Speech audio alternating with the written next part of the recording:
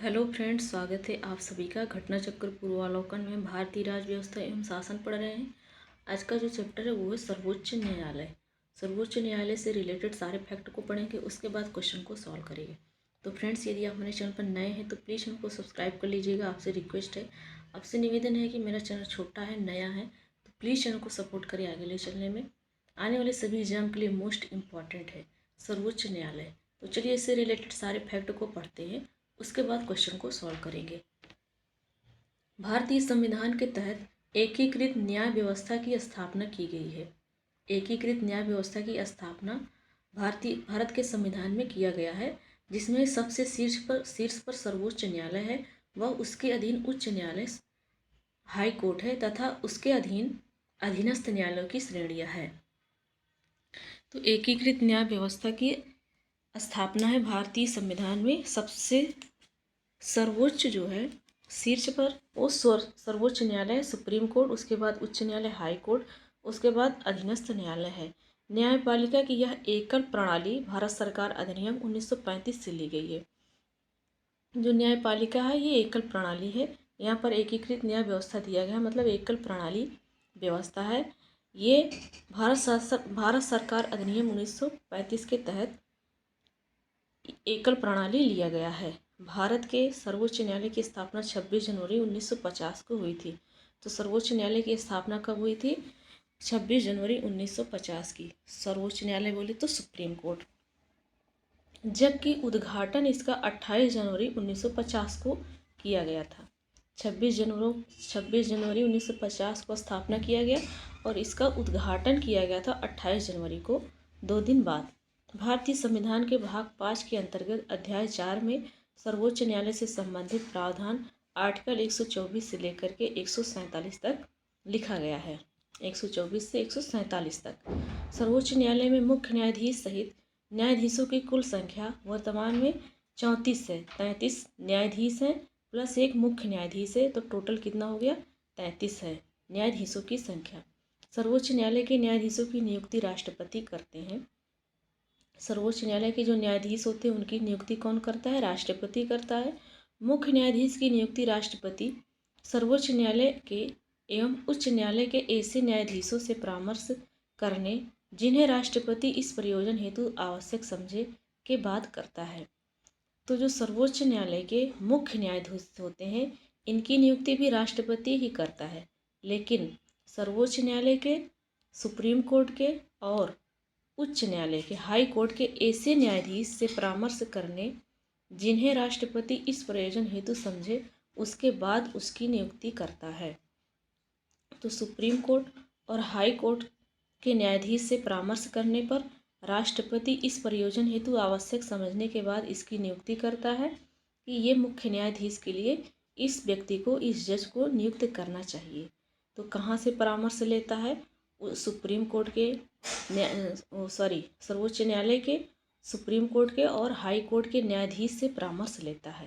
परामर्श लेने के बाद राष्ट्रपति उस न्यायाधीश को सुप्रीम कोर्ट का मुख्य न्यायाधीश बनने के लिए उसकी नियुक्ति करता है राष्ट्रपति। इसी तरह सर्वोच्च न्यायालय के अन्य न्यायाधीशों की भी नियुक्ति किया जाता है। जो सर्वोच्च न्यायालय के अन्य न्यायाधीश होते हैं उनकी भी इसी तरीके से नियुक्ति की जाती है। वो भी सर्वोच्च न्यायालय या हाई कोर्ट, उच्च न्यायालय के न्यायाधीश से परामर्श लेता है कि इस व्यक्ति को या इस एडवोकेट को न्यायाधीश बनाया जाना चाहिए, तो राष्ट्रपति उसकी नियुक्ति करता है। अन्य न्यायाधीशों की नियुक्ति में मुख्य न्यायाधीश का परामर्श आवश्यक है। जो अन्य न्यायाधीश का नियुक्ति करेगा राष्ट्रपति, तो अन्य न्यायाधीश की नियुक्ति करने से पहले मुख्य न्यायाधीश से वो परामर्श लेगा राष्ट्रपति। तो पहले मुख्य न्यायाधीश को नियुक्त करता है राष्ट्रपति, उसके बाद न्यायाधीश को नियुक्त करता है राष्ट्रपति। तो जब अन्य न्यायाधीश की नियुक्ति करता है तो सबसे पहले मुख्य न्यायाधीश से परामर्श लेता है राष्ट्रपति। और जब मुख्य न्यायाधीश को नियुक्ति करने रहता है तो किससे परामर्श लेता है राष्ट्रपति? जब मुख्य न्यायाधीश को नियुक्ति करना रहता है तो हाई कोर्ट और सुप्रीम कोर्ट के जो न्यायाधीश हैं उनसे परामर्श लेता है। उसके बाद फिर उस व्यक्ति को या उसको मुख्य न्यायाधीश नियुक्ति करता है राष्ट्रपति। यहाँ मुख्य न्यायाधीश के परामर्श से तात्पर्य वस्तुतः मुख्य न्यायाधीश के साथ सर्वोच्च न्यायालय के 4 अन्य वरिष्ठतम न्यायाधीशों के कॉलेजियम के परामर्श से है। तो यहाँ मुख्य न्यायाधीश के परामर्श का मतलब है कि कॉलेजियम परामर्श। कॉलेजियम परामर्श में एक तो मुख्य न्यायाधीश रहेगा और 4 अन्य न्यायाधीश रहेंगे, वो वरिष्ठ न्यायाधीश रहेंगे। उम्र में जो सभी न्यायाधीशों से ज़्यादा उम्र उनकी रहेगी, तो ऐसे 4 जज को लिया जाता है, तो उसी को कॉलेजियम कहा जाता है। तो अन्य न्यायाधीश की नियुक्ति करने के लिए राष्ट्रपति किससे परामर्श लेता है? कॉलेजियम से। कॉलेजियम में कौन कौन होता है? एक मुख्य न्यायाधीश, 4 वरिष्ठतम न्यायाधीश जो उम्र में सबसे ज़्यादा होते हैं। सर्वोच्च न्यायालय का न्यायाधीश बनने के लिए किसी व्यक्ति को भारत का नागरिक होना चाहिए, उसे किसी उच्च न्यायालय का या ऐसे 2 या अधिक न्यायालयों का लगातार कम से कम 5 वर्ष के लिए न्यायाधीश होना चाहिए।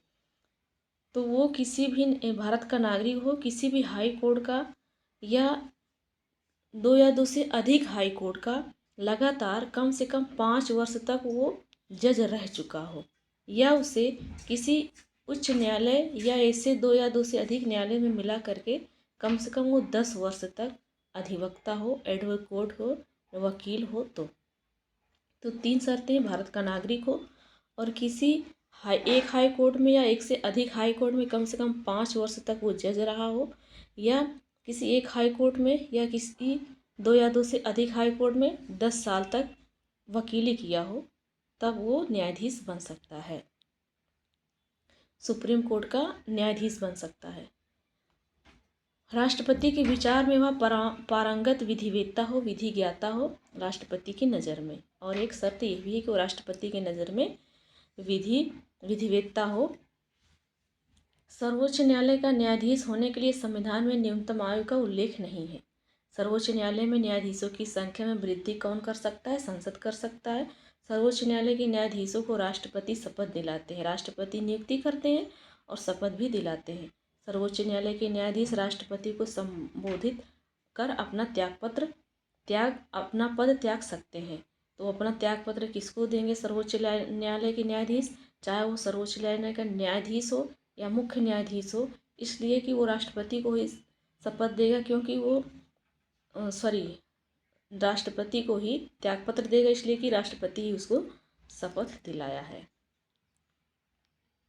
अगला अनुच्छेद 124 का सब क्लास 4 के अनुसार सर्वोच्च न्यायालय के किसी न्यायाधीश को उसके पद से तब तक नहीं हटाया जा सकता जब तक सिद्ध कदाचार या असमर्थता के आधार पर इसे हटाए जाने के लिए संसद के प्रत्येक सदन द्वारा अपनी कुल सदस्य संख्या की बहुमत तथा उपस्थित और मत देने वाले सदस्यों के कम से कम 2/3 बहुमत द्वारा समर्थित समावेदन राष्ट्रपति के समक्ष उसी सत्र में रखे जाने पर राष्ट्रपति ने आदेश नहीं दिया है।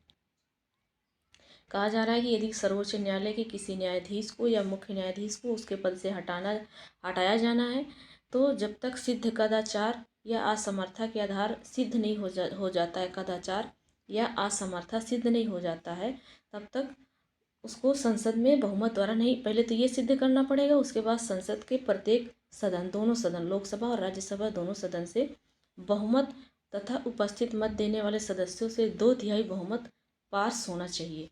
उसके बाद राष्ट्रपति के समक्ष उसी साल में रखा जाना चाहिए। जिस साल में बहुमत पारित हुआ है उसी साल में राष्ट्रपति के समक्ष रखना चाहिए। तब राष्ट्रपति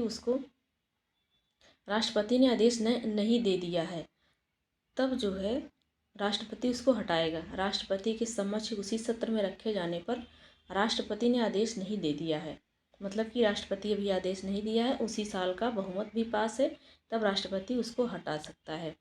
न्यायाधीश जांच अधिनियम 1968 में कुल 7 धाराएं हैं, जिसमें उच्चतम एवं उच्च न्यायालय के न्यायाधीशों को पद से हटाए जाने एवं समावेदन और उन पर लगाए गए कदाचार या असमर्थता के अभियोग की जांच एवं उसे सिद्ध करने की प्रक्रिया का विनियमन किया गया है। तो किसी भी न्यायाधीश पर कदाचार या असमर्थता से उसको हटाया जा रहा है, तो उसकी जांच करने के लिए न्यायाधीश जांच अधिनियम 1968 में आई है। इसमें 7 धाराएं हैं, 7 धाराएं हैं। ये जांच किया जाता है, जब पाया जाता है तब उसको सिद्ध कर दिया जाता है कि ये कदाचार और असमर्थता है। उसके बाद इनको संसद में बहुमत पारित करके हटाया जाता है। उच्चतम न्यायालय के न्यायाधीश की सेवानिवृत्ति की आयु 65 वर्ष है। सर्वोच्च न्यायालय के न्यायाधीश का वेतन संसद द्वारा निर्धारित होता है। तो रिटायर होने का आयु कितना है? 65 वर्ष और 5 वर्ष कार्यकाल है। 5 वर्ष या पहले पूरा हो जाए या तो 65 वर्ष से पूरा हो जाए, रिटायर होना पड़ेगा। वेतन कहाँ से मिला है? संसद द्वारा निर्धारित होता है। सर्वोच्च न्यायालय के न्यायाधीश सेवानिवृत्ति के बाद भारत के किसी भी न्यायालय में वकालत नहीं कर सकते हैं। सुप्रीम कोर्ट के न्यायाधीश यदि रिटायर हो गए तो उसके बाद किसी भी न्यायालय में, भारत के किसी भी न्यायालय में वकालत नहीं कर सकते हैं। अनुच्छेद 127 के तहत सर्वोच्च न्यायालय के किसी सत्र के लिए न्यायाधीशों का कोरम पूरा करने हेतु तदर्थ न्यायाधीशों की नियुक्ति की जाती है। जिसे सुप्रीम कोर्ट में 33 प्लस 1 जज है, मतलब टोटल 34 है। 34 में से मान लेते हैं कि 5 नहीं है, अब्सेंट हैं, तो 5 सीट कैसे भरी जाएगी? तो तदर्थ न्यायाधीश बुलाए जाएंगे। तदर्थ न्यायाधीश मतलब किसी हाई कोर्ट के जज को उनकी जगह पर बुला लिया जाएगा। तो ये आर्टिकल 127 में है। अनुच्छेद 145 के 3 के तहत सर्वोच्च न्यायालय में संविधान के निर्वचन से संबंधित मामला या राष्ट्रपति द्वारा अनुच्छेद 143 के तहत सर्वोच्च न्यायालय से मांगे गए परामर्श की सुनवाई के लिए न्यायाधीश की संख्या कम से कम 5 होनी चाहिए। क्वेश्चन क्या कह रहा है? पॉइंट आर्टिकल 145 के 3 के तहत लिखा गया है कि जो सर्वोच्च न्यायालय में संविधान के निर्वचन से संबंधित मामला है, संविधान से रिलेटेड कोई मामला है, या राष्ट्रपति आर्टिकल 143 के तहत सुप्रीम कोर्ट से कोई भी परामर्श ले सकता है, या ये कोई मामला है 143 के तहत राष्ट्रपति जो है कोई भी परामर्श सुप्रीम कोर्ट से ले सकता है, या तो ये मामला हो, या तो 145 के 3 के तहत सर्वोच्च न्यायालय में संविधान के निर्वचन से रिलेटेड कोई मामला हो गया है तो उसकी सुनवाई सुप्रीम कोर्ट करेगा, लेकिन कम से कम 5 न्यायाधीश 5 जज होने चाहिए, इससे कम जज नहीं होने चाहिए उस मामले की सुनवाई करने के लिए। इसे संविधान पीठ के रूप में अभिहित किया जाता है। संविधान पीठ का इसको कहा जाता है।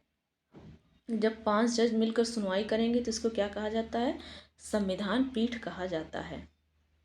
संविधान पीठ कहा जाता है। अगला है संविधान के अनुच्छेद 129 के अनुसार उच्चतम न्यायालय अभिलेख न्यायालय है। 129 में कहा गया है कि जो सुप्रीम कोर्ट है ये क्या है? अभिलेख न्यायालय है, तथा उसे अपने अवमान के लिए दंड देने की शक्ति है। अवमान यदि उसका कोई अपमान करता है तो उसके पास शक्ति है इतना कि वो दंड उसको दे सकती है। अभिलेख न्यायालय का अर्थ है कि इसके सभी निर्णय का साक्ष्यात्मक मूल्य होगा। जो भी ये निर्णय लेंगे उसका साक्ष्य होगा। इसका अर्थ होता है अभिलेख न्यायालय। अभिलेख मतलब होता है कि पत्थर पर कोई लिखा गया, उसको अभिलेख कहा जाता है। उसी तरीके से सुप्रीम कोर्ट भी कोई निर्णय लेगी तो वो उसका साक्ष्य होगा।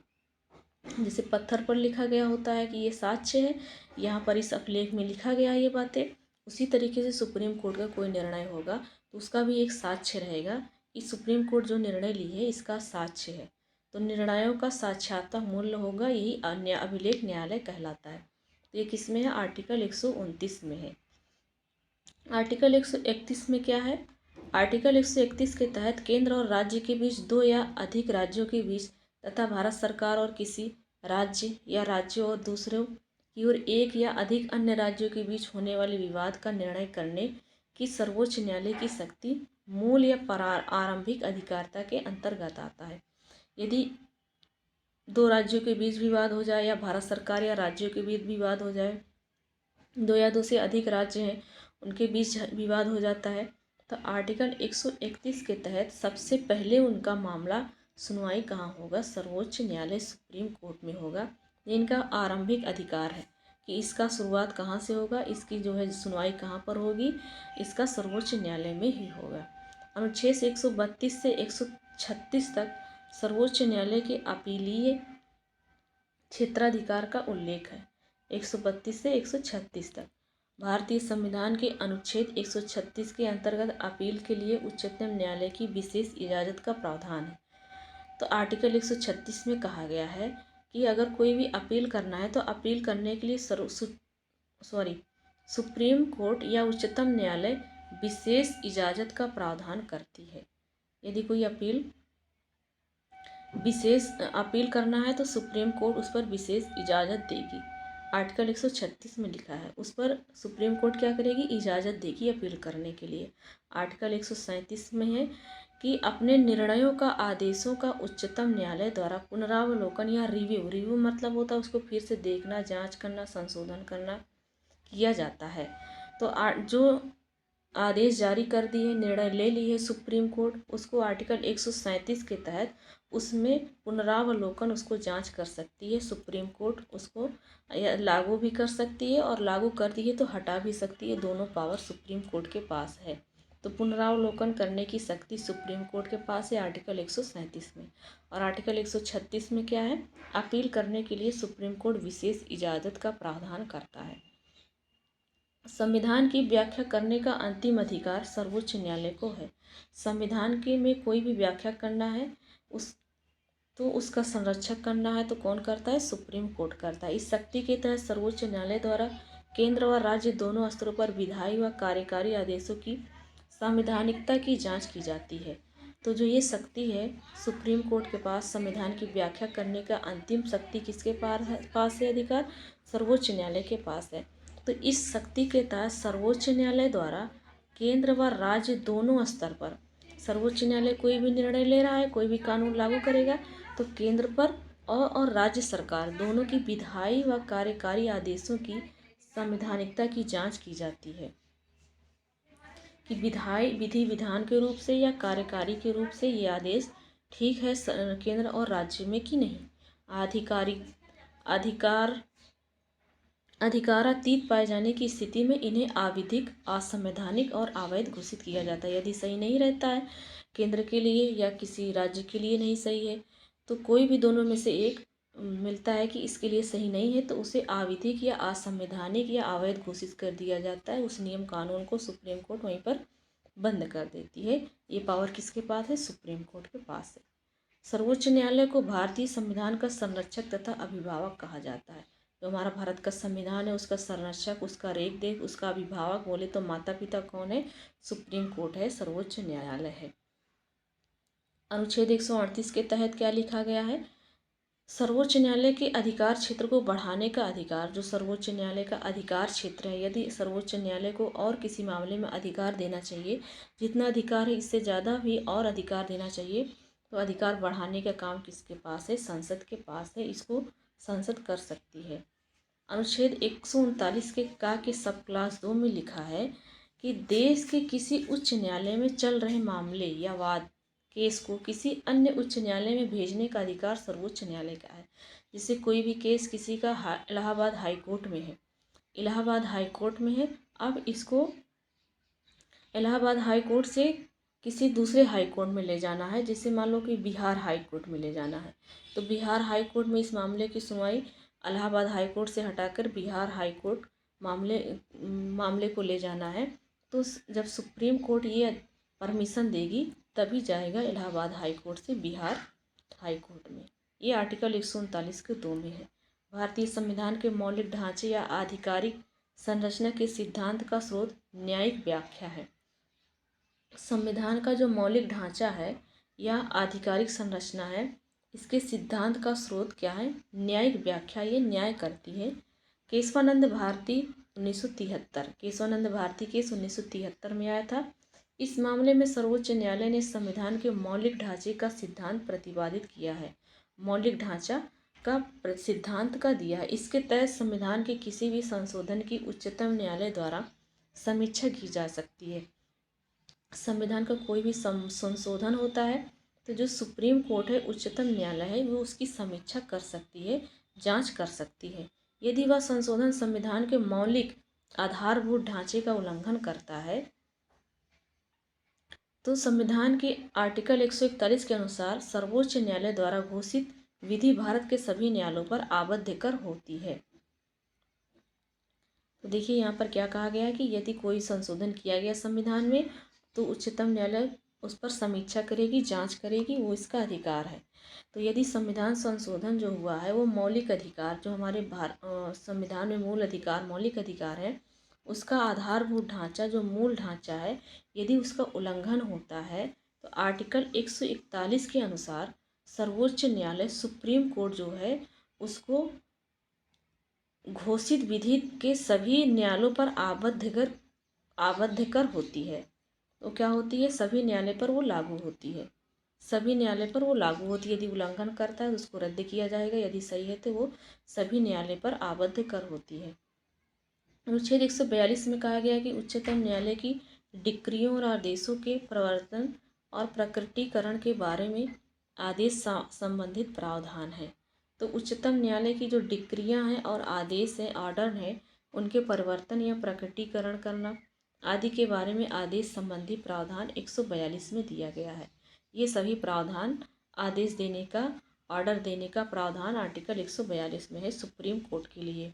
अनुच्छेद 143 के अंतर्गत राष्ट्रपति विधि या तथ्य के व्यापक महत्व के प्रश्न पर सर्वोच्च न्यायालय से परामर्श ले सकता है। तो आर्टिकल 143 के तहत राष्ट्रपति क्या करेगा? विधि विधान जो नियम कानून बनाया गया इसके तथ्य के व्यापक महत्व पर राष्ट्रपति सर्वोच्च न्यायालय सुप्रीम कोर्ट से परामर्श ले सकता है। जो परामर्श सुप्रीम कोर्ट देगा जरूरी नहीं है कि उसको राष्ट्रपति माने, राष्ट्रपति की इच्छा है माने या ना माने। तो फ्रेंड्स, यहाँ पर हमारा थ्योरी सेक्शन कंप्लीट होता है। अब चलिए क्वेश्चन को सॉल्व करते हैं। जो क्वेश्चन पूछा गया है, भारत में उच्चतम न्यायालय का उद्घाटन किस तिथि में हुआ था? तो हम लोगों ने पढ़ा था कि 26 जनवरी 1950 को स्थापना हुआ है, 28 जनवरी 1950 को इसका उद्घाटन हुआ है। भारत के सर्वोच्च न्यायालय की स्थापना कब हुई थी? तो भारत के सर्वोच्च न्यायालय की स्थापना 1950 में संसद के एक अधिनियम द्वारा गलत है। भारतीय संविधान 1947 के अधीन गलत है। भारत सरकार के अधिनियम 1953 गलत है। भारतीय संविधान के द्वारा भारत के सर्वोच्च न्यायालय की स्थापना हुई है। डी ऑप्शन राइट है। भारत के उच्चतम न्यायालय में न्यायाधीशों की संख्या में वृद्धि करने की शक्ति किसके पास है? संसद के पास है। अगला क्वेश्चन है, भारत के सर्वोच्च न्यायालय में न्यायाधीशों की वर्तमान स्वीकृत संख्या कितना है? तो इस समय कितना है? 33 + 1 कितना है? 34 है। 34 है। अगला क्वेश्चन, सर्वोच्च न्यायालय में एक मुख्य न्यायाधीश के अतिरिक्त कितने न्यायाधीश होते हैं? तो 33 होते हैं। कितने होते हैं? 33। अगला क्वेश्चन दिया गया है कि मंत्रिमंडल के फरवरी 2008 में लिए गए एक निर्णय के अनुसार सरकार उच्चतम न्यायालय में जजों की संख्या में वृद्धि करेगी। तो मंत्रिमंडल में ये निर्णय लिया गया है कि सुप्रीम कोर्ट के जो जज हैं उनकी संख्या में वृद्धि की जाएगी। इस निर्णय के अंतर्गत भारत के मुख्य न्यायाधीशों को छोड़कर उच्चतम न्यायालय में जजों की संख्या कितनी रहेगी? 33 रहेगी। कितने रहेगी? 33। और मुख्य न्यायाधीश को लेकर के 34। तो इसका आंसर हो जाएगा 33। सर्वोच्च न्यायालय में न्यायाधीश नियुक्त होने के लिए व्यक्ति को कम से कम कितने वर्ष उच्च न्यायालय का एडवोकेट होना चाहिए? 10 वर्ष। 10 वर्ष तक एक या एक से अधिक हाई कोर्ट में वो एडवोकेट हो, या 5 साल तक लगातार किसी हाई कोर्ट में जज हो। तो क्या हो? भारत का नागरिक हो, 5 वर्ष तक न्यायाधीश हो, 10 वर्ष तक वकालत किया हो, राष्ट्रपति की राय में वो परंपरागत विधिवेत्ता हो, विधि का जानकार हो, कानून जानकार हो। अगला है, भारतीय सर्वोच्च न्यायालय में न्यायाधीशों की नियुक्ति कौन करता है? तो राष्ट्रपति करता है। अगला क्वेश्चन है, सर्वोच्च न्यायालय का न्यायाधीश अपना पद त्याग सकता है पत्र लिखकर राष्ट्रपति को। अगला क्वेश्चन, सर्वोच्च न्यायालय का न्यायाधीश अपने पद से त्यागपत्र किसको लिखकर दे सकता है? तो वो राष्ट्रपति को देकर। उच्चतम न्यायालय के न्यायाधीश किस प्रकार हटाए जा सकते हैं? तो राष्ट्रपति के द्वारा संसद की सिफारिश पर। राष्ट्रपति के द्वारा संसद की सिफारिश पर। अगला क्वेश्चन है, नेक्स्ट क्वेश्चन है, न्यायाधीश जांच अधिनियम 1968 के अनुसार भारत के उच्चतम न्यायालय के किसी न्यायाधीश पर महाभियोग चलाने के प्रस्ताव को लोकसभा के अध्यक्ष द्वारा अस्वीकार नहीं किया जा सकता है। तो ये पहला पॉइंट गलत है। पहला पॉइंट गलत है। दूसरा क्या कह रहा है? दूसरा क्या कह रहा है, भारत का संविधान यह परिभाषित करता है और ब्यौरे देता है कि क्या क्या भारत के उच्चतम न्यायालय के न्यायाधीशों की अक्षमता व सिद्ध कदाचार को गठित करते हैं। तो ये सही है। ये सही है। भारत के संविधान में लिखा गया है, 7 धाराएं हैं, उन 7 धाराओं के अनुसार उनके कदाचार और असमर्थता की जांच होती है। तीसरा है, भारत के उच्चतम न्यायालय के न्यायाधीशों के महाभियोग की प्रक्रिया के ब्यौरे न्यायाधीश जांच अधिनियम 1968 में दिए गए हैं, तो ये भी सही है। चौथा, यदि किसी न्यायाधीश के महाभियोग के प्रस्ताव को मतदान हेतु लिया जाता है तो विधि द्वारा अपेक्षित है कि यह प्रस्ताव संसद के प्रत्येक सदन द्वारा समर्थित हो और उस सदन की कुल सदस्य संख्या के बहुमत द्वारा संसद के उस सदन के कुल उपस्थित और मतदान सदस्यों में के कम से कम 2/3 द्वारा होना चाहिए। तो यहाँ पर क्या लिखा गया है, ये चौथा भी सही है। तो दूसरे में क्या कह रहा है, भारत का संविधान यह परिभाषित करता है और ब्यौरे देता है कि क्या क्या भारत के उच्चतम न्यायालय के न्यायाधीशों की अक्षमता और सिद्ध कदाचार को गठित कर। नहीं, ये चीज़ नहीं लिखा गया है कि जो न्यायाधीश होगा या मुख्य न्यायाधीश होगा क्या क्या काम करेगा तो वो सिद्ध कदाचार होगा, तो ये बात नहीं लिखा गया। ये दूसरा वाला ऑप्शन गलत है। तीसरा और चौथा इसका राइट आंसर हो जाएगा। दूसरे में लिखा गया है कि क्या क्या करेगा तो उसको कदाचार माना जाएगा, तो ये संविधान में नहीं लिखा गया है, तो इसलिए दूसरा वाला ऑप्शन गलत है। अगला क्वेश्चन है, सर्वोच्च न्यायालय के न्यायाधीश देश के बाद भारत के राष्ट्रपति द्वारा हटाए जाते हैं। तो संसद में महाभियोग प्रस्ताव पारित होने के बाद राष्ट्रपति पारित करता है, तब उनको हटा दिया जाता है। सर्वोच्च न्यायालय में सेवानिवृत्ति की आयु कितना है, 65 वर्ष है, जबकि उच्च न्यायालय में 62 वर्ष है। सर्वोच्च न्यायालय के न्यायाधीशों की सेवानिवृत्ति की उम्र क्या है, तो 65 वर्ष है। उच्चतम न्यायालय के न्यायाधीशों के वेतन का निर्धारण संसद करता है। देखो, उच्चतम न्यायालय कहो या सर्वोच्च न्यायालय कहो एक ही बात है, या इंग्लिश में सुप्रीम कोर्ट कहो। तो 125 के 1 में लिखा गया है वेतन निर्धारण। अगला क्वेश्चन है, भारत के उच्चतम न्यायालय की स्वायत्तता की रक्षा हेतु क्या प्रावधान है। तो उच्चतम न्यायालय के न्यायाधीशों की नियुक्ति करते समय भारत के राष्ट्रपति को भारत के मुख्य न्यायाधीश से विचार विमर्श करना पड़ता है, तो ये बात सही है। दूसरा, उच्चतम न्यायालय के न्यायाधीश को केवल भारत के मुख्य न्यायाधीश द्वारा हटाया जा सकता है, तो ये गलत है, दूसरा ऑप्शन गलत है, पहला सही है, संसद हटाती है। तीसरा क्या ऑप्शन है, तीसरा दिया गया है, न्यायाधीशों का वेतन भारत की संचित निधि पर आरोपित होता है, जिस पर विधानमंडल को अपना मत नहीं देना होता। हाँ, विधानमंडल तो राज्य में होता है, विधानमंडल को अपना मत नहीं देना होता, ये बात सही है, मत संसद को देना पड़ता है, ये तीसरा ऑप्शन भी सही है। चौथा है, भारत के उच्चतम न्यायालय के अफसरों और कर्मचारियों की सभी नियुक्तियां सरकार द्वारा भारत के मुख्य न्यायाधीश से विचार विमर्श के पश्चात की जाती है। तो हाँ, भारत के उच्चतम न्यायालय के अफसर और कर्मचारियों की नहीं, उच्चतम न्यायालय के न्यायाधीश की नियुक्ति करने के लिए भारत का राष्ट्रपति मुख्य न्यायाधीश से विचार विमर्श करता है, तो चौथा ऑप्शन गलत हो जाएगा। कौन सा सही है हमारा, पहला और तीसरा ऑप्शन सही है। अगला क्वेश्चन नेक्स्ट है, संसद भारत के उच्चतम न्यायालय की आधिकारिकता को विस्तारित नहीं कर सकती है, क्योंकि उसकी आधिकारिकता वही है जो संविधान ने प्रदान की। गलत है, उच्चतम न्यायालय की अधिकार को संसद विस्तारित कर सकता है, इसमें नहीं लिखा तो गलत है। उच्चतम न्यायालय और उच्च न्यायालय के अधिकारी और सेवक संबंध मुख्य न्यायमूर्ति द्वारा नियुक्त किए जाते हैं और न्यायालयों का प्रशासनिक व्यय भारत की संचित निधि पर भारित होता है। तो उच्चतम न्यायालय उच्च न्यायालय के अधिकारी और सेवक संबंध न्यायमूर्ति द्वारा नहीं नियुक्त किए जाते हैं, ये गलत बात है। तो दोनों गलत है, ना तो एक और ना ही दूसरा। उच्चतम न्यायालय और उच्च न्यायालय के अधिकारी और सेवक का क्या होता है, नियुक्ति नहीं होता है, बल्कि वो एग्जाम पास करके आते हैं। सेवानिवृत्त होने के पश्चात सर्वोच्च न्यायालय के न्यायाधीश वकालत कर सकते हैं, किसी भी न्यायालय में नहीं कर सकते हैं, किसी भी न्यायालय में नहीं कर सकते हैं। अगला क्वेश्चन, भारत के सर्वोच्च न्यायालय के कार्यवाहक मुख्य न्यायाधीश की नियुक्ति कौन करता है। तो कार्यवाहक, जैसे मुख्य न्यायाधीश रिटायर हो गए, मुख्य न्यायाधीश एब्सेंट है, या तो मुख्य न्यायाधीश जो है त्यागपत्र दे दिए हैं, तो कार्यवाहक मुख्य न्यायाधीश की नियुक्ति कौन करता है, राष्ट्रपति करता है। कौन करता है, राष्ट्रपति करता है। अगला है, भारत के कार्यवाहक मुख्य न्यायाधीश की नियुक्ति कौन करता है, तो राष्ट्रपति करता है। सर्वोच्च न्यायालय के न्यायाधीश की नियुक्ति की जाती है राष्ट्रपति के द्वारा। राष्ट्रपति के द्वारा सर्वोच्च न्यायालय के मुख्य न्यायाधीश के परामर्श से किया जाता है। अगला क्वेश्चन है, भारत के सर्वोच्च न्यायालय ने किस वर्ष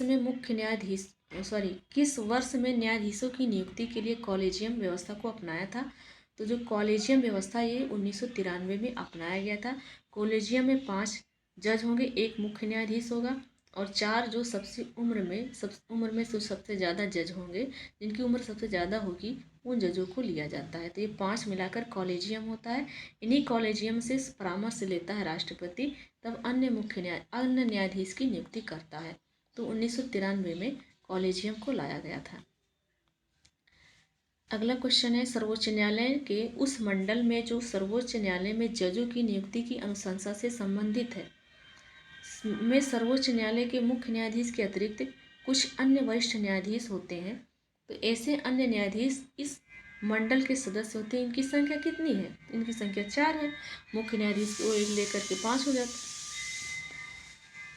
किसमें उच्चतर न्यायालयों के न्यायाधीशों की नियुक्ति में कार्यपालिका, विधायिका एवं मुख्य न्यायाधीश की भागीदारी की अनुशंसा की गई है? तो उच्चतम न्यायालय के न्यायाधीशों की नियुक्ति कार्यपालिका और विधायिका और मुख्य न्यायाधीश की भागीदारी की अनुशंसा किसमें की गई है? द्वितीय प्रशासनिक सुधार आयोग में किया गया है। द्वितीय प्रशासनिक सुधार आयोग में किया गया है। तो ये 21 अगस्त 2005 को वीरप्पा मोइली की अध्यक्षता में किया गया है। अगला है, सर्वोच्च न्यायालय में तदर्थ न्यायाधीश की नियुक्ति कौन करता है? तो कतिपय न्यायाधीश दीर्घकालीन अवकाश पर, अस्थायी नियुक्ति के लिए कोई उपलब्ध नहीं है। देखो आंसर कौन सा इसका आंसर हो जाएगा। तीसरा है, न्यायालय के समक्ष लंबित वादों में असाधारण वृद्धि।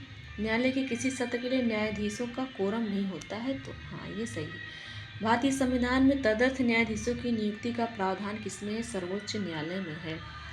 उच्चतम न्यायालय में संविधान के निर्वचन से संबंधित मामले की सुनवाई करने के लिए न्यायाधीशों की संख्या कम से कम कितनी होनी चाहिए? तो 5 होनी चाहिए। संविधान में निर्वचन के बारे में विधि के सारवान प्रश्न से संबंधित वाद पर विचार करने के लिए उच्चतम न्यायालय के न्यायाधीशों की संख्या कितनी होनी चाहिए? 5 होनी चाहिए। अगला क्वेश्चन है, केंद्र और राज्य के बीच होने वाले विवादों का निर्णय करने की भारत की उच्चतम न्यायालय की शक्ति किसके अंतर्गत आती है? तो मूल अधिकारिता के अंतर्गत आती है। केंद्र और राज्य के बीच कोई मामला हो गया तो जो प्राथमिकता है, सबसे पहला अधिकार किसको दिया जाता है? सुप्रीम कोर्ट को। और सुप्रीम कोर्ट कैसा है? मूल अधिकारिता। मूल मतलब मौलिक अधिकार नहीं, मूल मतलब कि सबसे पहला अधिकार, मूल। अगला क्वेश्चन है, कौन उच्चतम न्यायालय की आरंभिक अधिकारिता में आते हैं? तो चलिए देखते हैं। उच्चतम न्यायालय का आरंभिक अधिकारिता मतलब कि उस मामले में सबसे पहला अधिकार उच्चतम न्यायालय सुप्रीम कोर्ट का है। तो कौन कौन सा मामला है? यदि एक राज्य या 2 या 2 से अधिक राज्य का मामला हो जाए, या राज्य और सरकार के बीच मामला हो जाए, तो आरंभिक अधिकार किसका है? उच्चतम न्यायालय का है। तो पहला ऑप्शन सही हो जाएगा। दूसरा क्या? संसद के किसी भी सदन या राज्य विधानमंडल में हुए चुनाव पर विवाद। तो ये नहीं है। किसी भी सदन या राज्य विधानमंडल में चुनाव से कोई रिलेटेड बात हो गई है तो वो सुप्रीम कोर्ट में नहीं जाएगा, राज्य विधानमंडल का हाई कोर्ट में जाता है, इसलिए दूसरा ऑप्शन गलत है। भारत सरकार तथा किसी संघ राज्य क्षेत्र के बीच का विवाद, तो भारत सरकार तथा किसी संघ राज्य क्षेत्र का बीच का विवाद होता है तो वो सुप्रीम कोर्ट में नहीं जाता है। 2 या 2 अधिक से राज्यों के बीच विवाद हो जाता है तब जाता है। तो पहला और चौथा इसका आंसर सही हो जाएगा। पहला और चौथा इसका आंसर सही हो जाएगा। देखो, भारत सरकार और एक या एक से अधिक राज्यों के बीच विवाद हो जाए, एक और भारत सरकार किसी राज्य या राज्यों और दूसरी ओर एक अन्य अधिक राज्य या राज्यों के बीच विवाद हो जाएगा तब सुप्रीम कोर्ट जाएगा। 2 या अधिक राज्यों के बीच किसी विवाद में उस विवाद में विधि या तथ्य ऐसा प्रश्न अंतर्निहित है जिस पर किसी विधिक अधिकार का अस्तित्व या विस्तार निर्भर है, तो वहाँ तक अन्य न्यायालयों का अपवर्जन करके उच्चतम न्यायालय को मूल अधिकारिता दी जाएगी। तो ये 3 कंडीशन में सुप्रीम कोर्ट के पास जाएगा। भारत के सर्वोच्च न्यायालय की शक्तियों के विषय में कौन सा कथन सही नहीं है, ये बताना है। इसके पास जनता के मूल अधिकारों की रक्षा के लिए आदेश जारी करने की अनन्य शक्ति है। नहीं, जनता की रक्षा के लिए तो इनके पास नहीं है, तो संसद के पास है। वह अंतरशासकीय विवादों में मूल एवं अनन्य क्षेत्राधिकार रखता है। हाँ, ये सही है। यह भारत के राष्ट्रपति द्वारा कानून के प्रश्न या किसी तथ्य को निर्दिष्ट किए जाने पर सलाह अधिकारिता रखता है। हाँ, राष्ट्रपति को सलाह देता है। इसके पास अपने ही निर्णय या आदेश पर पुनर्विचार करने की शक्ति है। ये भी शक्ति है। तो पहला वाला ही गलत था। अगला क्वेश्चन, कौन सा एक सही नहीं है, ये बताना है।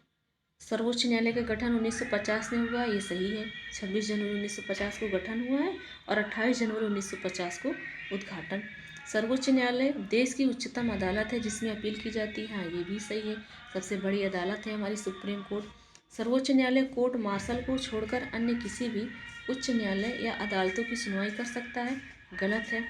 सर्वोच्च न्यायालय कोर्ट मार्शल के साथ अन्य किसी भी उच्च न्यायालय अदालतों की सुनवाई कर सकता है, हाँ तो ये सही है। यहाँ पर क्या कहा गया कि कोर्ट मार्शल को छोड़कर कोई भी मामला देख सकती है, तो गलत है। कोर्ट मार्शल को भी वो देख सकती है, तो सी वाला ऑप्शन ही गलत है। अगला क्वेश्चन है, देखिए सशस्त्र सेना न्यायाधिकरण अधिनियम 2007 के प्रावधान के अनुसार कोर्ट मार्शल की अपील सर्वोच्च न्यायालय में की जा सकती है। कोर्ट मार्शल या मार्शल लॉ जो कि सेना में लागू होता है। अगला है, भारत का सर्वोच्च न्यायालय एक अभिलेख न्यायालय है। इसका आशय क्या है, हम लोगों ने पढ़ा था कि इसका आशय है कि जो सुप्रीम कोर्ट जो भी निर्णय देगी वो साक्ष्यात्मक रूप से देगी, साक्षात के द्वारा देगी। तो इसके सभी निर्णय का साक्ष्यात्मक मूल होता है और इस पर किसी भी न्यायालय में प्रश्न चिन्ह नहीं लगाया जा सकता है। फिर इसको आप जो निर्णय सुप्रीम कोर्ट दे दी है उसका निर्णय ले करके आप किसी न्यायालय में चैलेंज करना चाहते हैं तो नहीं चैलेंज होगा। वही लिखा गया है कि किसी भी न्यायालय में फिर प्रश्न चिन्ह नहीं लगाया जा सकता है। अगला क्वेश्चन है, भारत के नीचे दिए गए न्यायालयों में से किसे या किन्हें अभिलेख न्यायालय माना जाता है, तो सुप्रीम कोर्ट और हाई कोर्ट को माना जाता है, तो सी ऑप्शन इसका राइट आंसर हो जाएगा। 215 के तहत हाई कोर्ट को और 129 के तहत सुप्रीम कोर्ट को। उच्चतम न्यायालय मामलों की सुनवाई नई दिल्ली में करता है, परंतु किसी अन्य स्थान पर भी सुनवाई कर सकता है, हाँ राष्ट्रपति के अनुमोदन पर। उच्चतम न्यायालय मामलों की सुनवाई कर रहा है दिल्ली में, यदि इसी को किसी दूसरे स्थान पर किसी दूसरी जगह पर सुनवाई करना है तो जब उस पर राष्ट्रपति अनुमोदन देगा तब सुप्रीम कोर्ट कर सकता है। संविधान के आर्टिकल 130 के अनुसार उच्चतम न्यायालय दिल्ली में अथवा ऐसे अन्य स्थान या स्थानों में अधिविष्ट होगा जिन्हें भारत का मुख्य न्यायाधीश राष्ट्रपति के अनुमोदन से समय समय पर नियत करेगा। तो अगला है, निम्नलिखित में से किस वाद में उच्चतम न्यायालय ने संविधान के मूल ढांचे का सिद्धांत प्रतिपादित किया है, तो संविधान के मूल ढांचे का संविधान सिद्धांत प्रतिपादित किया है सुप्रीम कोर्ट केशवानंद भारती 1973 में। तो देखिए यहाँ पर कहा गया था केशवानंद भारती बनाम केरल राज्य 1973 में सुप्रीम कोर्ट की 13 सदस्य थे। इसके निर्णय में कितने सदस्य थे, 13 सदस्यीय संविधान पीठ ने संविधान के मूल ढांचे का सिद्धांत प्रतिपादित किया है कि आप संविधान में संशोधन कर सकते हो लेकिन संविधान का मूल ढांचा नहीं बिगड़ना चाहिए। यदि मूल ढांचा बिगड़ गया तो वो लागू नहीं होगा। इस निर्णय पर यद्यपि संविधान संशोधन की संसद की शक्ति को स्वीकार किया गया था, परंतु यह भी कहा गया कि अनुच्छेद 368 संसद को संविधान की मूल संरचना या जो उसका ढांचा है ढांचे में परिवर्तन की शक्ति प्रदान नहीं करता है। मतलब आप संविधान में संशोधन कर दो लेकिन उसका जो ढांचा है वो नहीं बिगड़ना चाहिए, यदि वो बिगड़ रहा है तो फिर वो लागू नहीं होगा। अगला क्वेश्चन है, किस वाद में भारतीय संविधान ने मूल ढांचे की अवधारणा प्रतिपादित की थी, तो इसमें से कोई नहीं, इसलिए क्या है आंसर केशवानंद भारती जो कि ऑप्शन में नहीं है। अगला है, भारतीय संविधान के अनुच्छेद में से कौन सर्वोच्च न्यायालय द्वारा संविधान का अनुल्लंघनीय मौलिक ढांचा घोषित किया गया था, तो कौन सर्वोच्च न्यायालय द्वारा संविधान का अनुल्लंघनीय, तो देखो आर्टिकल 32, आर्टिकल 226 और आर्टिकल 227 से। देखिए यहाँ पर ऑप्शन क्या दिया गया है, हाँ आर्टिकल 32, आर्टिकल 226 सर्वोच्च न्यायालय एवं उच्च न्यायालय की ऋण अधिकारिता को प्रदर्शित करता है। तो आर्टिकल 32 के अनुसार सुप्रीम कोर्ट ऋण जारी करता है, आर्टिकल 226 के अकॉर्डिंग हाई कोर्ट, और आर्टिकल 227 उच्च न्यायालय के अधीनस्थ न्यायालय पर अधीक्षण की शक्ति प्रदान करता है। इन तीनों के अनुच्छेदों को सर्वोच्च न्यायालय द्वारा अपने विभिन्न निर्णयों में अनुल्लंघनीय मौलिक ढांचा घोषित किया गया है। यदि इनका कोई भी निर्णय 227 के तहत कौन करता है, उच्च न्यायालय की अधीनस्थ न्यायालय करता है, जो उच्च न्यायालय से छोटा अधीनस्थ न्यायालय होता है वो। तो ये तीनों क्या करती हैं, ऋण जारी करते हैं, लेकिन इनका जब जो निर्णय रहेगा वो उल्लंघन कर रहा है तो मौलिक ढांचा अनुल्लंघनीय मौलिक ढांचा घोषित किया जाता है, यदि इनका निर्णय मूल ढांचे को परिवर्तित कर रहा है। तो भारत में संविधान की मूल संरचना या बुनियादी ढांचा के सिद्धांत का स्रोत क्या है, ये एक न्यायिक व्याख्या है। क्या है? न्यायिक व्याख्या। उच्चतम न्यायालय द्वारा आज तक की दूसरी सबसे बड़ी खंडपीठ किस केस में बनी थी? तो गोलकनाथ केस में बनी थी। तो जो केशवानंद भारती है उसमें 13 खंडपीठ थी, और जो सुप्रीम कोर्ट की दूसरी सबसे बड़ी पीठ थी वो उसमें 11 न्यायाधीश थे। गोलकनाथ बनाम पंजाब राज्य 1967, पंजाब राज्य 1967। तो इसमें देखिए इस ऑप्शन में केशवानंद भारती नहीं है, वैसे तो सबसे बड़ी केशवानंद भारती ही है 13, लेकिन इसमें ऑप्शन में नहीं है। तो दूसरा जो बड़ा है वो गोलकनाथ है। गोलकनाथ केस बनाम पंजाब राज्य 1967। अगला है किस वाद में उच्चतम न्यायालय ने यह धारणा व्यक्त की है कि मूल अधिकार व्यक्ति को जैसा उसे सबसे अच्छा लगे उस तरह अपनी जिंदगी की रूपरेखा तैयार करने के लिए सक्षम बने। तो ये उच्चतम न्यायालय किस केस में कहा है ये बात कि मूल अधिकार व्यक्ति को जैसा उसे अच्छा लगे वैसा करे, अपनी पसंद की रूपरेखा तैयार करे। तो सुप्रीम कोर्ट किसके केस में बोले हैं? गोलकनाथ बनाम स्टेट ऑफ पंजाब से बोले हैं। इसका आंसर बी ऑप्शन हो जाएगा। गोलकनाथ बनाम स्टेट ऑफ पंजाब के बाद 1967 में उच्चतम न्यायालय ने ये धारणा बोली है। अगला है वाद एवं उस वाद में उच्चतम न्यायालय की व्यवस्था के त्रुटिपूर्ण युग्मों को पहचानिए। इंदिरा गांधी साहनीवाद, अन्य पिछड़ा वर्ग के लिए चिकनी परत क्रीमी लेयर, ये सही है। विशाखावाद, अपने कार्यस्थल पर यौन उत्पीड़न से कामकाजी महिलाओं का संरक्षण, ये विशाखावाद है, राइट है। मेनका गांधीवाद, अनुच्छेद 14, 19 और 21 परस्पर अपवर्जी नहीं है। बेल बनर्जीवाद, विदेश यात्रा का अधिकार दैहिक स्वतंत्रता का भाग है, ये गलत है। तो बेल बनर्जीवाद पश्चिम बंगाल भूमि विकास एवं नियोजन अधिनियम से है, जो कि 1948 में आया था। विदेश यात्रा का अधिकार दैहिक स्वतंत्रता के भाग के रूप में उच्चतम न्यायालय द्वारा मेनका गांधीवाद में माना गया था, न कि बेल बनर्जी में। तो विदेश यात्रा का अधिकार दैहिक स्वतंत्रता के भाग के रूप में उच्चतम न्यायालय माना है मेनका गांधी के वाद में। और बेल बनर्जीवाद जो कि पश्चिम बंगाल से रिलेटेड है, ये भूमि को विकास करने और नियोजन अधिनियम से रिलेटेड है। कथनों पर विचार बताइए कि इनमें से कौन सा एक सही है। सर्वोच्च न्यायालय के केवल मूल क्षेत्राधिकार रखता है? नहीं। या केवल मूल एवं अपीलीय क्षेत्राधिकार रखता है? नहीं। या केवल परामर्श संबंधी तथा अपीलीय क्षेत्राधिकार रखता है? नहीं। या मूल, अपीलीय, परामर्श सभी में रखता है? तो ये ऑप्शन डी सही है। अगला है भारतीय संविधान का कौन सा अनुच्छेद संवैधानिक विवाद में सर्वोच्च न्यायालय के अपीलीय क्षेत्राधिकार से संबंधित है?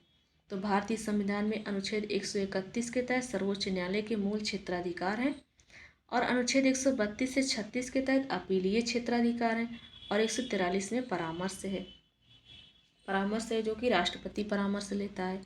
तो पूछा गया है कि संविधान का कौन सा अनुच्छेद संवैधानिक विवाद में सर्वोच्च न्यायालय के अपीलीय क्षेत्राधिकार से संबंधित है। तो अपीलीय क्षेत्राधिकार कौन सा है? 132 से लेकर के 136 तक है। 132 से 36 अपील है, और 131 में क्या है? क्षेत्राधिकार, मूल क्षेत्राधिकार है। तो हमको बताना है अपीलीय क्षेत्राधिकार से 132, इसका राइट आंसर हो जाएगा 132। तो यहाँ लिखा है 134 ए को मिलाकर के अनुच्छेद 132 को पढ़ना। हाँ, 132 से 136 तक है, तो ये 134 और 32 सही हो जाएगा। संविधान की व्याख्या से संबंधित सभी विवाद सर्वोच्च न्यायालय के पास लाए जा सकते हैं इसके अपीलीय क्षेत्राधिकार के अंतर्गत। अपीलीय क्षेत्राधिकार के अंतर्गत सभी मामले सर्वोच्च न्यायालय के अंतर्गत आते हैं। संविधान के निर्वचन के मामला 132, सिविल मामला जिसमें संवैधानिक प्रश्न चाहे हो या ना हो अनुच्छेद 133, आपराधिक या दांडिक मामला जिसमें संवैधानिक प्रश्न हो चाहे ना हो 134, विशेष इजाजत 136 में है। विशेष इजाजत 136 में है। भारत में सुधारात्मक याचिका उच्चतम न्यायालय में निम्न अनुच्छेद के अंतर्गत दाखिल की जा सकती है। तो सुधारात्मक याचिका सुप्रीम कोर्ट में आर्टिकल 142 के तहत दाखिल की जा सकती है। संविधान का कौन सा अनुच्छेद उच्चतम न्यायालय को उसके द्वारा दिए गए निर्णय अथवा आदेश के पुनरावलोकन हेतु अधिकृत करता है? तो उसको पुनरावलोकन की शक्ति सुप्रीम कोर्ट के पास आर्टिकल 137 के अंतर्गत है। आर्टिकल 137 उच्चतम न्यायालय द्वारा सुनाए गए निर्णय या दिए गए आदेश के पुनरावलोकन के बारे में कौन सा कथन सही है, ये बताना है। भारत के राष्ट्रपति को ऐसे निर्णय या आदेश के पुनरावलोकन का अधिकार प्राप्त है? नहीं, राष्ट्रपति को पुनरावलोकन का अधिकार प्राप्त नहीं है। उच्चतम न्यायालय को अपने द्वारा सुनाए गए निर्णय या दिए गए आदेश का पुनरावलोकन करने की शक्ति है, ये है बी ऑप्शन सही है। मंत्रिमंडल को भारत के राष्ट्रपति की अनुमति से उच्चतम न्यायालय के निर्णयादेश का पूर्ण नहीं, ये गलत है। उच्चतम न्यायालय को अपने निर्णय या आदेश के पुनरावलोकन का अधिकार नहीं है। इसका बी ऑप्शन राइट आंसर हो जाएगा। भारत के सर्वोच्च न्यायालय के निर्णय के संबंध में से क्या सही है? सर्वोच्च न्यायालय को अपने निर्णय को परिवर्तित करने का अधिकार है, सही है। सर्वोच्च न्यायालय को अपने निर्णय को परिवर्तित करने का अधिकार नहीं है। केवल भारत के मुख्य न्यायाधीश को निर्णय परिवर्तित करने का अधिकार है, गलत। केवल विधि मंत्रालय को निर्णित, गलत। तो सर्वोच्च न्यायालय को भी है और संसद को भी है। अगला क्वेश्चन, नेक्स्ट क्वेश्चन, भारत के संविधान के संदर्भ में सामान्य विधियों में अंतर्दिष्ट, प्रतिषेध अथवा निर्बंधन अथवा उपबंध अनुच्छेद 142 के अधीन संवैधानिक शक्तियों पर प्रतिषेध अथवा निर्बंधन की तरह कार्य नहीं कर सकते। कौन सा एक कथन इसका अर्थ हो सकता है? भारत के निर्वाचन आयोग द्वारा अपने कर्तव्यों का निर्वहन करते समय लिए गए निर्णयों को किसी भी न्यायालय में चुनौती नहीं दी जा सकती। भारत के उच्चतम न्यायालय अपनी शक्तियों के प्रयोग से संसद द्वारा निर्मित विधियों से बाध्य नहीं होता है। देश में गंभीर वित्तीय संकट की स्थिति में भारत का राष्ट्रपति मंत्रिमंडल के परामर्श के बिना वित्तीय आपातकाल घोषित कर सकता है। कुछ मामले में राज्य विधानमंडल संघ विधानमंडल की सहमति के बिना विधि निर्मित नहीं कर सकते हैं। तो इसका जो ऑप्शन यहाँ पर कहा गया 142 के तहत इसका अर्थ क्या होगा? इसका अर्थ क्या होगा इस कथन का? तो ये होगा कि भारत का उच्चतम न्यायालय जो सुप्रीम कोर्ट है, अपनी शक्तियों के प्रयोग में संसद द्वारा निर्मित विधियों से बाध्य नहीं होगा। जो सुप्रीम कोर्ट के पास शक्ति है वो संसद से बंधी हुई नहीं है, उनकी क्या है, प्रारंभिक शक्ति है, उनकी संसद से बंधी हुई निर्मित नहीं है, वो पर्सनल जो है शक्ति है। तो आर्टिकल जो 142 की बात की गई है उसका अर्थ ये है, बी ऑप्शन इसका राइट आंसर होगा। अगला क्वेश्चन है, भारत में न्यायिक पुनरीक्षण का अर्थ क्या होता है? न्यायिक पुनरीक्षण का अर्थ होता है विधियों और कार्यपालिका आदेशों की संवैधानिकता के विषय पे प्रख्यापन करने का न्यायपालिका का अधिकार है। उसका प्रख्यापन करना, उसको फिर से परीक्षण करना, रिव्यू करना, जांच करना, इसका ए ऑप्शन राइट आंसर होगा। नेक्स्ट क्वेश्चन है, न्यायिक पुनरावलोकन का अर्थ यह है कि सर्वोच्च न्यायालय राज्य के किसी भी कानून को अवैध घोषित कर सकता है। राज्य के किसी भी कानून बनाया गया है, यदि उस पर पुनरावलोकन करता है, सुप्रीम कोर्ट जांच करता है, वो जो है निर्णय सही नहीं है तो उसको सुप्रीम कोर्ट अवैध घोषित कर सकता है। इसका डी ऑप्शन है। न्यायिक पुनरावलोकन में न्यायालय को निम्नलिखित अधिकार है। तो न्यायालय को क्या अधिकार है? यदि कोई कानून या आदेश संविधान के विपरीत हो तो उसको असंवैधानिक घोषित कर सकता है। ये न्यायिक पुनरावलोकन है। खुद सुप्रीम कोर्ट का निर्णय सही नहीं है तो उसको भी वो घोषित कर सकता है अवैध, और किसी राज्य या केंद्र सरकार द्वारा बनाए गए निर्णय को भी यदि सही नहीं है तो अवैध घोषित कर सकता है। अगला क्वेश्चन है, बताना है कि कौन सा पॉइंट सही है। पहला पॉइंट है, भारत का संविधान अपने मूल ढांचे को संघवाद, पंथ निरपेक्षता, मूल अधिकारों तथा लोकतंत्र के रूप में परिभाषित करता है। तो भारत का संविधान अपने मूल ढांचे में ये नहीं कहा है, ये गलत बात है। भारत का संविधान नागरिकों की स्वतंत्रता तथा उन आदर्शों पर संविधान आधारित है कि सुरक्षा हेतु न्यायिक पुनरावलोकन की व्यवस्था है क्या? हाँ, ये सही है।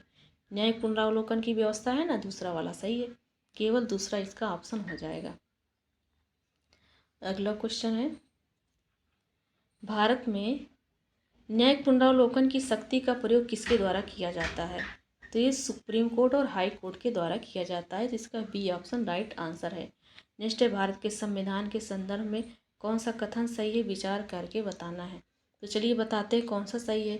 किसी भी केंद्रीय विधि को संवैधानिक रूप से अवैध घोषित करने की किसी भी उच्च न्यायालय की अधिकारिकता नहीं है। नहीं की बात करें इसलिए गलत है, अधिकारिकता है। भारत के संविधान के किसी भी संशोधन पर भारत के उच्चतम न्यायालय द्वारा प्रश्न नहीं उठाया जा सकता है, गलत बात है, उठाया जा सकता है। तो एक भी सही नहीं है, ना तो एक ना तो दो। अगला क्वेश्चन है, नेक्स्ट क्वेश्चन है, न्यायिक पुनरावलोकन प्रचलित है। तो न्यायिक पुनरावलोकन भारत और अमेरिका दोनों देशों में प्रचलित है। जो कानून लागू किया गया है, सरकार बनाकर लागू कराइए, उस पर पुनरीक्षण रिव्यू करेगी कौन? आर्टिकल 13 के अनुसार सुप्रीम कोर्ट। अगला क्वेश्चन है, भारत में न्यायिक पुनरीक्षण का क्षेत्र सीमित है क्या? तो हाँ, ये क्षेत्र सीमित है। दूसरा है, भारतीय संविधान में कुछ उधार की वस्तुएं हैं। हाँ, भारतीय संविधान में कुछ उधार की वस्तुएं हैं। तो दोनों सही हैं, लेकिन दोनों में अलग अलग बातें कही गई हैं। इसमें उधार की बातें कही गई हैं, इसमें न्यायिक पुनरीक्षण की बातें कही गई हैं। दोनों में एक बातें नहीं कही गई, इसलिए एक दूसरे की व्याख्या नहीं है, लेकिन पॉइंट दोनों सही है। न्यायिक पुनरीक्षण का क्षेत्र सीमित है और कुछ चीज़ें उधार ली गई हैं। अगला क्वेश्चन है, उधार लेने का मतलब क्या होता है? उधार लेने का मतलब है कि जिससे संविधान का कोई भी पार्ट किसी दूसरे देश से लिया गया है, किसी दूसरे देश के संविधान को देख करके बनाया गया है। भारतीय संविधान में न्यायिक पुनरावलोकन का आधार क्या है? विधि द्वारा स्थापित प्रक्रिया है। अगला क्वेश्चन है, कोई भी संविधान संशोधन कानून भारतीय सर्वोच्च न्यायालय द्वारा असंवैधानिक घोषित किया जा सकता है। सर्वोच्च न्यायालय द्वारा कोई भी बनाया गया कानून, संविधान संशोधन करके कोई कानून बनाया गया है, सर्वोच्च न्यायालय उसको असंवैधानिक घोषित कर सकता है यदि वह विधि के समक्ष समानता के अधिकार को भाग 3 से हटा करके संविधान में अन्यत्र कहीं रखा जाए तो विधि के समक्ष समानता का अधिकार कहाँ पर है? भाग 3 के मौलिक अधिकार में है। यदि मौलिक अधिकार के से हटाकर संविधान में कहीं अन्य जगह रखा जाता है तो उसको असंवैधानिक घोषित कर देगा सुप्रीम कोर्ट। यदि संविधान संशोधन करके कानून बनाया है भारतीय सर्वोच्च न्यायालय, उसको असंवैधानिक घोषित कर सकता है यदि वो विधि के समक्ष समानता के अधिकार जो मौलिक अधिकार में है, भाग 3 में है, वहाँ नहीं रखा गया है, संविधान के किसी और आर्टिकल में रखा गया है, किसी और भाग में रखा गया है, तब उसको सुप्रीम कोर्ट असंवैधानिक घोषित कर देगी। अगला क्वेश्चन, घोषित कर देगी, और ये किस में है? भाग 3 के आर्टिकल 13 में है। विधि के समक्ष समानता आर्टिकल 13 में दिया गया है। अगला, संविधान की व्याख्या करने का अंतिम अधिकार किसे है? तो ये सर्वोच्च न्यायालय सुप्रीम कोर्ट को है। भारतीय संविधान का संरक्षक कौन है? तो सर्वोच्च न्यायालय है। भारतीय संविधान का संरक्षक किसे कहा जाता है? सर्वोच्च न्यायालय सुप्रीम कोर्ट को कहा जाता है। कौन भारत के संविधान का अभिरक्षक है? तो भारत का उच्चतम न्यायालय और उच्च न्यायालय दोनों है, हाई कोर्ट, सुप्रीम कोर्ट। संविधान का अभिभावक कौन है? सर्वोच्च न्यायालय है। अगला क्वेश्चन दिया गया है, 2 कथन दिया गया है, बताना है कि कौन सा सही है। पहला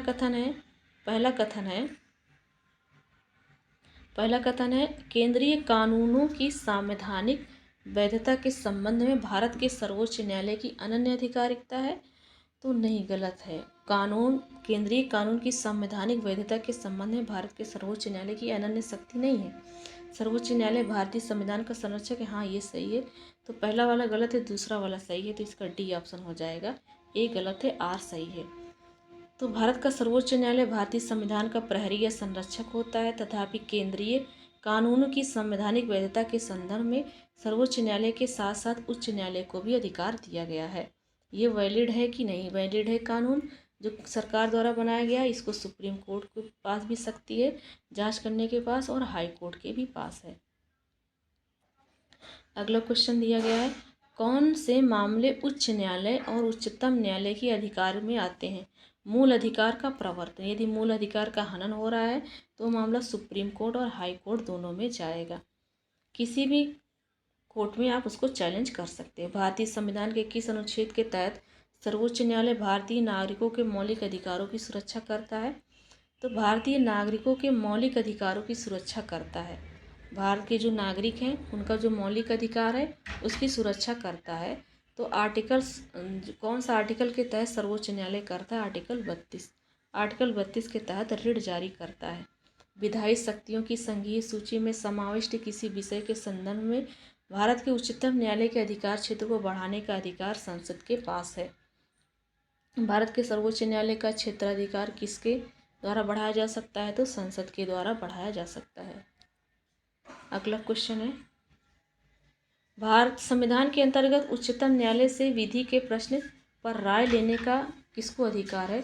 तो उच्चतम न्यायालय से विधि पर राय लेने का अधिकार सुप्रीम कोर्ट राष्ट्रपति को है, आर्टिकल 143 के तहत। उच्चतम तथा उच्च न्यायालय के न्यायाधीशों की नियुक्ति तथा स्थानांतरण के लिए परामर्श प्रक्रिया के संदर्भ में राष्ट्रपति ने उच्चतम न्यायालय को एक अभिदेशन किया है। तो खंड 1 और आर्टिकल 143 के अंतर्गत राष्ट्रपति इनसे परामर्श लेगा और स्थानांतरण करेगा। अगला क्वेश्चन है, उच्चतम न्यायालय की परामर्श अधिकारिकता के विषय में कौन सा कथन सही है, ये बताना है। तो चलिए बताते हैं कि कौन सा कथन सही है। पहला ऑप्शन दिया गया है, उच्चतम न्यायालय के लिए यह बाध्यकारी है कि वह राष्ट्रपति द्वारा निर्देशित किसी भी मामले में अपना मत व्यक्त करे। तो ये गलत है, उच्चतम न्यायालय के लिए बाध्यकारी नहीं है। बाध्यकारी उच्चतम न्यायालय नहीं है कि राष्ट्रपति द्वारा कोई निर्देश दिया जा रहा है तो किसी भी मामले में वो अपना मत व्यक्त करे। दूसरा है, परामर्शी अधिकारिकता की शक्ति के अधीन प्राप्त किसी निर्देश पर उच्चतम न्यायालय की पूर्ण पीठ सुनवाई करती है। तो हाँ, ये परामर्शी अधिकारिकता की शक्ति के अधीन है। प्राप्त किसी कोई निर्देश मिलता है तो उच्चतम न्यायालय पूर्ण पीठ सुनवाई करेगा। पूर्ण पीठ मतलब 5 सदस्य मिलकर के उस पर सुनवाई करेंगे। परामर्शी अधिकारिकता के अधीन प्राप्त निर्देश पर व्यक्त किया हुआ उच्चतम न्यायालय का मत सरकार पर बाध्यकारी नहीं होता, ये भी सही है। तो परामर्शी अधिकारिकता के अधीन प्राप्त जो भी निर्देश उसको मिला गया है, व्यक्त किया गया है, तो सुप्रीम कोर्ट का जो मत है वो सरकार पर बाध्यकारी नहीं होगा, इसलिए कि निर्देश पर व्यक्त किया गया है ना।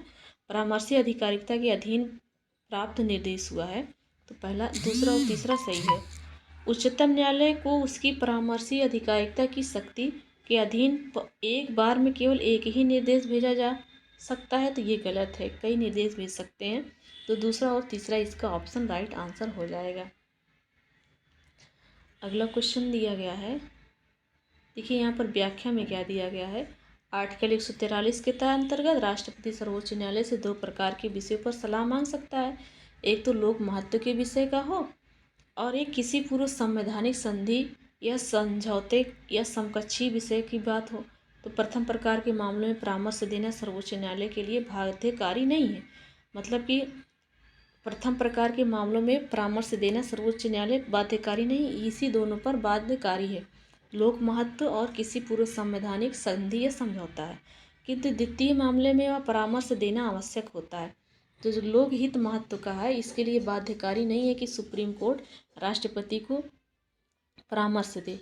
लेकिन जो दूसरा वाला है, किसी पूर्व संवैधानिक संधि या समझौता या अन्य समकक्षीय विषय है, इस पे बाध्यकारी होता है सुप्रीम कोर्ट। तो परामर्शी अधिकारिकता की शक्ति के अधीन प्राप्त निर्देश पर सुनवाई कम से कम 5 सदस्यीय पूर्ण कर सकती है।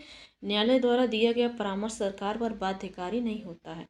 जो न्यायालय द्वारा परामर्श दिया गया होता है वो सरकार मानने के लिए बाध्य नहीं होता है कि सरकार उसको माने ही, यह आवश्यक नहीं कि एक बार में केवल एक ही परामर्श हेतु निर्देश भेजे जाएं, कई निर्देश भेज सकते हैं। अगला है, भारत के सर्वोच्च न्यायालय का परामर्शदात्री अधिकार से प्रयुक्त होता है कि वह सार्वजनिक महत्व के कानूनी तथा तथ्यात्मक मामलों में राष्ट्रपति को परामर्श दे सके। हाँ, परामर्शदात्री का अधिकार का मतलब होता है राष्ट्रपति को परामर्श दे कानूनी या तथ्यात्मक मामले के बारे में। अगला दिया गया, भारत का उच्चतम न्यायालय कानून या तथ्य के मामले में राष्ट्रपति को परामर्श देता है तभी जब वह ऐसे परामर्श के लिए कहता है। जब राष्ट्रपति कहेगा तभी परामर्श देगा, अन्यथा नहीं देगा। अगला क्वेश्चन है, निम्नलिखित कथनों पर विचार कीजिए। तो चलिए विचार करते हैं कि कौन सा सही है ये बताना है। पहला दिया गया है, स्वप्रेरण पर, मतलब व्यापक लोकहित के किसी विषय में राष्ट्रपति को विधि अथवा तथ्यों के विषय में सलाह दे सकता है, तो नहीं दे सकता है। मतलब कि भारत का उच्चतम न्यायालय भारत के राष्ट्रपति को विधि अथवा तथ्यों के विचार पर सलाह दे सकता है, लेकिन क्या स्वप्रेरण पर वो दे सकता है क्या? तो बाध्यकारी नहीं है। लोकहित के विषय में परामर्श देने के लिए उच्चतम न्यायालय बाध्यकारी नहीं, इसलिए पहला वाला गलत है। दूसरा, यदि वह ऐसी कोई सलाह मांगता है तो हाँ, जब राष्ट्रपति सलाह मांगेगा तभी सुप्रीम कोर्ट देगा, केवल यदि विषय नागरिकता के मूल के अधिकार से संबंधित है नहीं। सीधी सी बात है, जब वह सलाह मांगता है तब, और यदि यो संधि समझौता का मामला है तो बाध्यकारी रहेगा, लोकहित के लिए बाध्यकारी नहीं रहता है। अगला क्वेश्चन है, गुजरात में विधानसभा के चुनाव वर्ष 2002 में स्थगित करने के चुनाव आयोग के निर्णय की अधिमान्यता पर उच्चतम न्यायालय की राय जानने के लिए राष्ट्रपति ने उच्च न्यायालय से अनुरोध भारतीय संविधान के किस अनुच्छेद के अंतर्गत किया? 143 के अंतर्गत। 143 के अंतर्गत राष्ट्रपति उच्चतम न्यायालय से परामर्श ले सकता है। तो कब परामर्श लिया था? 2002 में गुजरात में विधानसभा का चुनाव हुआ था जो स्थगित हो गया था। तो जो उच्चतम न्यायालय है उससे राष्ट्रपति अनुरोध किया था, विचार परामर्श मतलब सलाह मांगा था, तो वो आर्टिकल 143 के तहत। अगला क्वेश्चन है, मैं भारत के संविधान के प्रति सच्चा विश्वास और सच्ची निष्ठा रखूंगा डैश, भारत की संप्रभुता और अखंडता को बनाए रखूंगा डैश, अपने पद के कर्तव्यों का निर्वहन करूंगा डैश, संविधान और कानून की रक्षा करूंगा, यह शपथ ली जाती है। तो संविधान की और कानून की रक्षा करना, कानून मतलब न्यायपालिका, न्याय देना किसका काम है? सुप्रीम कोर्ट का है। संविधान का संरक्षक कौन होता है? सुप्रीम कोर्ट होता है। तो इस बात की शपथ कौन लेगा? सुप्रीम कोर्ट का मुख्य न्यायाधीश लेगा। तो बी ऑप्शन इसका राइट आंसर हो जाएगा। अनुसूची 3 के तहत शपथ लिया जाता है। देश के किसी भी न्यायालय में चल रहे वाद को अन्यत्र जगह भेजने का अधिकार किसके पास है? तो किसी भी न्यायालय में कोई केस चल रहा है, दूसरे न्यायालय में उसको भेजना है, तो ये शक्ति सर्वोच्च न्यायालय के पास है। यदि दिल्ली स्थान पर जो है केस चल रहा है, दूसरे स्थान पर उस केस को ले जाना है, तो कौन भेजेगा? राष्ट्रपति अनुमोदित करेगा, सुप्रीम कोर्ट के मुख्य न्यायाधीश को तब जाएगा। अगला क्वेश्चन है, यहाँ पर दिया गया है कि A.K. गोपालन बनाम मद्रास राज्य, इनका वाद था, जो विषय था निवारक अवरोध की प्रक्रिया थी। रामेश थापर बनाम मद्रास राज्य के थे, इनका विषय स्वतंत्र भाषण पर रोक था। ये सुप्रीम कोर्ट में इसको चैलेंज किए थे कि स्वतंत्र भाषण पर रोक लगाइए।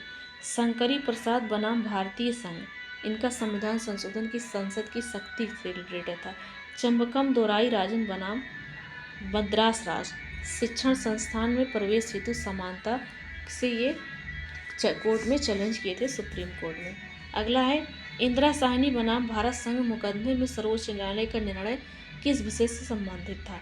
तो जो इंदिरा साहनी जी थी, इनका जो मुकदमा था सुप्रीम कोर्ट में, वो सरकारी नौकरियों में अन्य पिछड़ा वर्ग के आरक्षण के लिए था। जो OBC कैटेगरी के लोग हैं उनके आरक्षण के लिए था इंदिरा साहनी बनाम भारत संघ मुकदमा। अगला क्वेश्चन है, नेक्स्ट क्वेश्चन है, हाल ही में उच्चतम न्यायालय ने प्रवासी पंचांग निर्धारण अधिनियम 1983 को संविधान के किस अनुच्छेद के अंतर्गत केंद्र के पावन कर्तव्य के उल्लंघन पर असंवैधानिक घोषित किया गया था?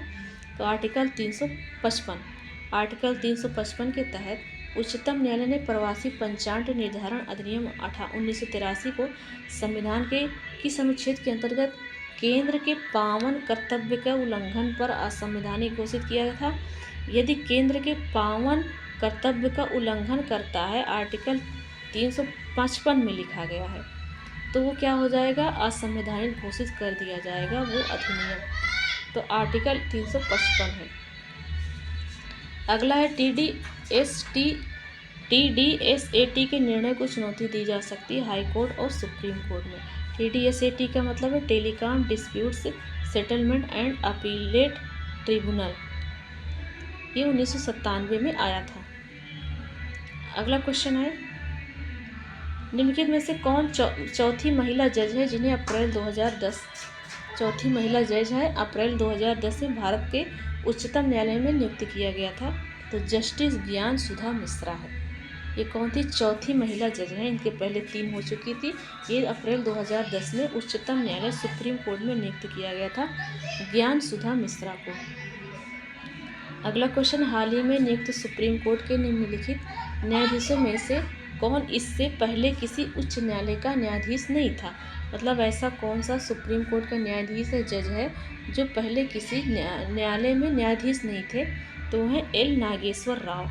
ये किसी न्यायालय में हाई कोर्ट में न्यायाधीश नहीं थे, बल्कि ये 10 साल वकालत करके न्यायाधीश बने हैं सुप्रीम कोर्ट के।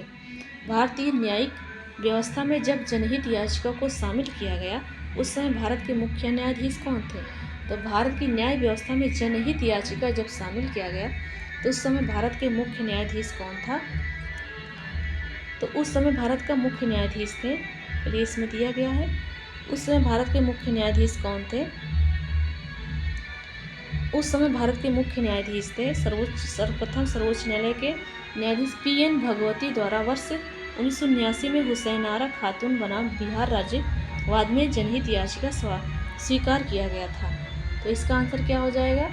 न्यायाधीश PN भगवती द्वारा वर्ष 1979 में हुसैनारा खातून बनाम बिहार राज्य वाद में जनहित याचिका शामिल किया गया था। इस याचिका में पुष्पा कपिला हिंगोरानी ने दाखिल किया था। इन्हें जनहित याचिका या मां के नाम से भी जाना जाता है। उल्लेखनीय है कि जिस समय PN भगवती ने यह याचिका स्वीकार की थी उस समय सर्वोच्च न्यायालय के न्यायाधीश थे, न कि मुख्य न्यायाधीश। सर्वोच्च न्यायालय में न्यायाधीश के रूप में इनकी नियुक्ति 17 जुलाई 1973 को हुई, जबकि मुख्य न्यायाधीश के रूप में इनका कार्यकाल 12 जुलाई 1985 से 20 दिसंबर 1986 तक था। जबकि पहली जनहित याचिका स्वीकार होने के समय YV चंद्रचूड़ 22 फरवरी 1978 से 11 जुलाई 1985 तक सर्वोच्च न्यायालय के मुख्य न्यायाधीश थे। अगला क्वेश्चन है, जनहित याचिका की शुरुआत किसके द्वारा की गई थी? तो जनहित याचिका की शुरुआत न्यायिक पहल के द्वारा की गई थी। नेक्स्ट क्वेश्चन है, कथनों पर विचार करना है, बताना है कि कौन सा सही है। न्यायमूर्ति VR कृष्णा अय्यर भारत के मुख्य न्यायमूर्ति थे। तो न्यायमूर्ति VR कृष्णा भारत के मुख्य न्यायमूर्ति थे, गलत है। दूसरा क्या है, न्यायमूर्ति VR कृष्णा अय्यर भारतीय न्यायिक सेवा में लोकहित याचिका PIL के प्रयोजनों में से एक माने जाते हैं। हाँ, दूसरा वाला सही है। अगला क्वेश्चन है, PIL है, PIL का फुल नेम होता है public interest litigation. PIL public interest litigation, A option सही है। जनहित याचिका PIL कहाँ पर प्रस्तुत की जा सकती है? तो ये उच्च न्यायालय और सर्वोच्च न्यायालय, सुप्रीम कोर्ट और हाई कोर्ट में प्रस्तुत की जा सकती है। अगला क्वेश्चन है, कथनों पर विचार करना है, बताना है कि कौन सा सही है। जनहित याचिका जन सहयोगी नागरिकों को न्यायालय तक जाने की स्वीकृति देता है। जन सहयोगी व्यक्ति उस व्यक्ति के लिए न्याय मांग सके जो किसी कारण से न्यायालय तक पहुंच जाने में असमर्थ है। तो इसका आंसर दोनों ऑप्शन सही है। जनहित याचिका का काम क्या है? जनहित याचिका जन सहयोगी नागरिकों को न्यायालय तक जाने की स्वीकृति देता है और जन सहयोगी व्यक्ति उस व्यक्ति के लिए न्याय मांग सके जो किसी कारण से न्यायालय नहीं पहुंच पा रहा है। तो जनहित याचिका का ये काम है। तो दोनों ऑप्शन सही हो जाएंगे और उसकी व्याख्या भी करता है। लोकहितवाद मुकदमे की संकल्पना का उद्गम देश कौन है? तो जो लोकहितवाद है, मुकदमा जो चलता है किसी भी केस में, इसका आविष्कार किसने किया है, उद्गम किसने किया है? तो अमेरिका देश किया है। तो इसका आंसर हो जाएगा सी ऑप्शन।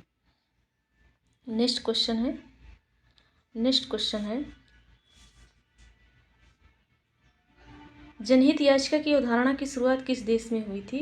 तो ये अमेरिका में हुई थी। नेक्स्ट क्वेश्चन है, भारत में न्यायिक सक्रियता संबंधित है। तो जनहित याचिका से न्यायिक सक्रियता संबंधित है।